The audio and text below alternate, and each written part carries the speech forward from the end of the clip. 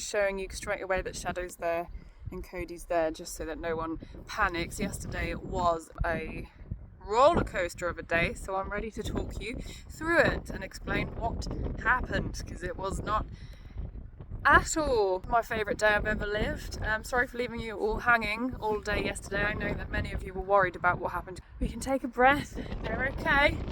Go from here. It was rather intense and stressful. I'm giving Shadow a little bit of space at the moment because he's not overly happy with me, as we've been through a lot in the last 24 hours. So, during yesterday's meet and greet, a gap of about 45 minutes must have passed, give or take, between me seeing Shadow and then seeing him again. He was fine all morning. He was absolutely fine. Had a couple of friends here, shout out Chloe and James, who were helping that morning with the alpacas. We didn't notice anything whatsoever. It's absolutely life is normal. Fast forward 45 minutes, but then I have to do a whole intro speech with people of how to be safe around the animals, which takes about 15 minutes to just tell them everything about what to expect, how to stroke them, blah blah blah.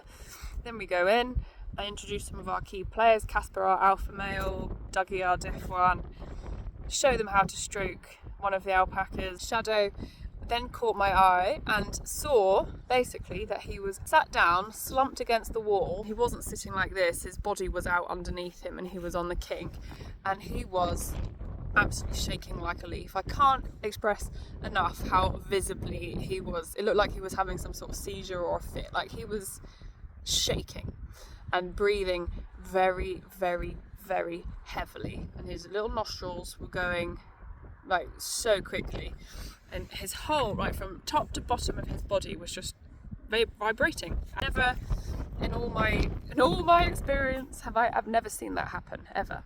So it was immediately like, oh, what's going on? Also slightly difficult because I had a group here at the same time. If any of you are watching right now, thank you for putting up with sort of that situation, because it's not easy to be the guest when an animal has gone slightly downhill, but also you were very patient with me because obviously I didn't know what was happening, but also had to keep going as normal for your visit. So it was very go and befriend all the other alpacas while I assess what's wrong with Shadow. I had a quick once over of him and couldn't really see anything too obvious, so decided to ring the vet. Always nice, isn't it, Shadow, that you got poorly on a Saturday, because that means it's out of hours emergency vet only, so the vet is closed at the weekend. A lot more expensive to get the vet out at the weekend. I phoned the vet, she was on her way to a cow prolapse, had to wait a little bit of time, absolutely fair enough, obviously. And in the meantime, I administered him some painkiller and took his temperature. His temperature was a little bit high, nothing crazy, but just sort of at the higher end of their normal threshold. So you don't want them to be more than 38.9 ideally degrees Celsius, and he was 38.1, so it's sort of high but not high. And then out of nowhere, Cody starts doing exactly the same.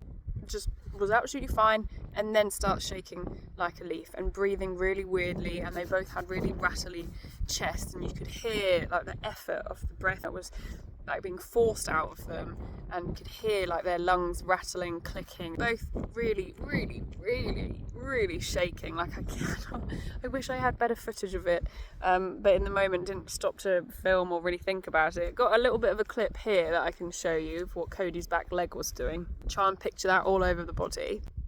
So had this immediate, oh shit, like, it's one thing if one goes down. If another goes down and is exhibiting the same symptoms, then quite scary, and you sort of jump to worst case scenario. Chances are everyone's suddenly just going to collapse. Thankfully it was just Shadow and Cody who started to react in this manner. At the time I just didn't know, would it stop with Cody? It felt like, oh my god, they're just gonna fall down like dominoes one at a time, whilst still hosting a hen party. So it was a weird one. And then while we waited for the vet's arrival, also administered Cody some Metacam and took his temp. And then we walked the fields just to make sure, because the first thought is that they've ingested something. If it could be something like viral, bacterial issue that is going to spread through the herd for whatever reason, but also very well could have been something that they ingested. So started to walk around the paddocks and look for everything that may or may not be there. It is helpful, obviously, to do a field walk and see what you've got. It's helpful, not necessarily guaranteed, because obviously if they've been eating something, then will there be any of it left? couldn't see anything, and we did search, but we're also the vet then arrived, so we had to go and deal with that instead. And she came and assessed Shadow very promptly. Shadow was not happy. Shadow's heart rate and respiration rate were sky high.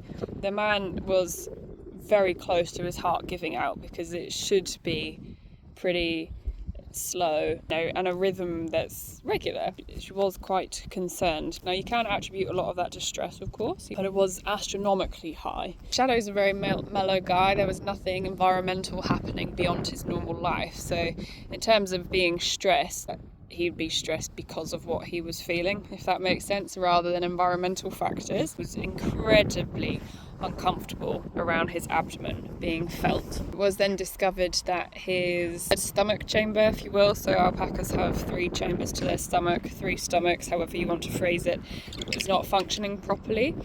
It's incredibly important that their rumen is functioning, because without it, I mean, it's literally how they function, it's how they digest feed and things, and without it, it can lead to death quite quickly in the first couple of days. So often the most important thing is to try and get that rumen healthy and functioning again.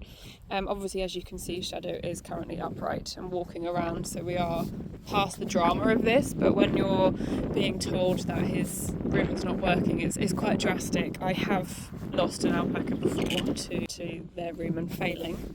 I'll try and explain how I understand, but the bacteria in the rumen needs to break down the fibre that they ingest, so they get that through hay predominantly. But if it's not breaking down, it prevents the food from being digested, so they can essentially starve inside out. Even if they are eating, if nothing's being broken down, they're not gaining any of the nutrients, the nutrition from it. It's blockage, they can get bloat from it if it can't continue to the next stomach chamber. So the rumen is primarily functioning, if not wholly functioning, I think, in the first stomach compartment, in the C1 as it's often called. Without it, it's not good, it's very drastic, so he didn't have much movement going on. Not completely stopped, but very, very slow function. So it was enough to be a little bit, oh shit, this can be an issue. They also very specifically need certain levels of vitamin B1, thiamine deficiency. So if the rumen, it all sort of connects together, and if the stomachs aren't functioning, then it can absolutely just cause a shutdown, and it's highly linked to neurological issues. It can lead to shakiness, staggering, their head not being steady, so his twitchiness was giving a little bit of that. His eyes were tested to see if he reacted to stimulus and lights and things. He wasn't super responsive. Certainly didn't care about hands, because they sort of do this in their eye to see if they're blinking and react to it.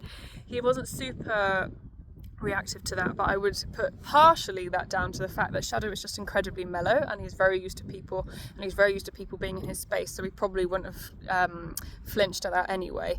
But the torchlight did show that he had quite a delayed pupil reaction to it, so hints of neurological strain, if you will. All of this can then also lead to something called acidosis, and that's very much, the pH being affected in the stomachs. If it's too acidic, it can really affect the gut wall essentially, and toxins can leak into the blood supply. It's not good. Stomachs can get really hard, distended.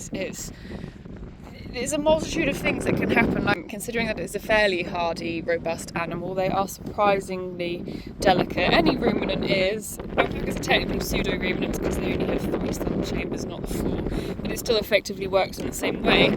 So you need every single compartment to be functioning for everything to happen. When Shadow had issues with compartment C1 and C3. He was given very quick treatment yesterday. He was given steroids, antibiotics, pain relief, a vitamin B1 injection, and activated charcoal, which can be used across every species ever.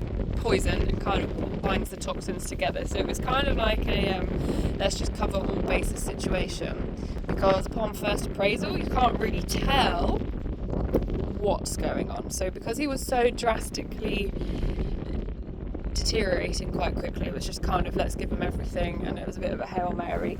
It worked, he's fine for the most part. We're not out of the woods, but he is remarkably better today compared to yesterday. If you can see here, he's got a hole in his neck, and this is because we've taken blood from him. He's got 2 or 3 vials of blood going to the lab to be tested. I'm not going to hear what the results are until Wednesday. The odds of it being something they've adjusted is quite high, because you then have to start thinking about what has only affected 2 out of 21. If it was viral or whatever, you might think that more of them would start to be poorly. If it was general, a parasite, you'd expect more of them. If it was deficiencies, you'd expect more of them to all be under the same symptoms and struggling in the same way. But 2 out of 21, it kind of narrows potentially down. The 2 leading theories at the moment is that they've either ingested something or it's an infection of some sort. However, the infection theory is then tricky because the odds of them both having the same infection are quite low. However, you'll be interested to hear that Cody bounced back from his issues incredibly quickly, and actually more than Shadow is more of a question mark as to what the heck happened, because by the time Shadow, we took quite a while with Shadow because he was closer to death's door, if you will, so we took a long time with Shadow working on him. By the time we got round to Cody, that was easily like an hour and something later, he was presenting totally normal. His heart rate was back to normal, his temperature was normal, he wasn't breathing rapidly, he wasn't shaking, he just was presenting as fine for all intents and purposes. There was nothing on paper wrong with Cody. Really raises the question of what, how, why would he be so ill and then just seemingly over? Nothing wrong with him. Typically, as soon as the vet starts looking at him, absolutely fine. The main thoughts are either whatever has happened to them, Cody already had it and is working through it, like we've caught him at the tail end of it. It might be the case. I would really like to think that I'd have noticed if he was poorly in the last few days, because obviously I spend so much time with him. I'd like to think that if he was as sick as Shadow but a few days ago, I would have seen it, and he probably would have gone downhill more than he did. The other thought is if they've ingested something, then Cody simply ingested less of it than what Shadow has, and so a lesser effect, and he sort of was able to just combat it almost on his own once the painkiller set in. And because he then started eating again, and it's the act of eating that obviously helps with the stomach and the functioning rumen. So if that was it, that's also an option. Scenario number 3, I don't know how true this is that Cody was absolutely just mimicking Shadow in pure empathy, because they're in the same friendship group, they're best friends, and he saw his friend exhibiting absolute stress and just reacted to the stress and copied him. That paints Cody in a very kind, caring light, that he's that empathetic.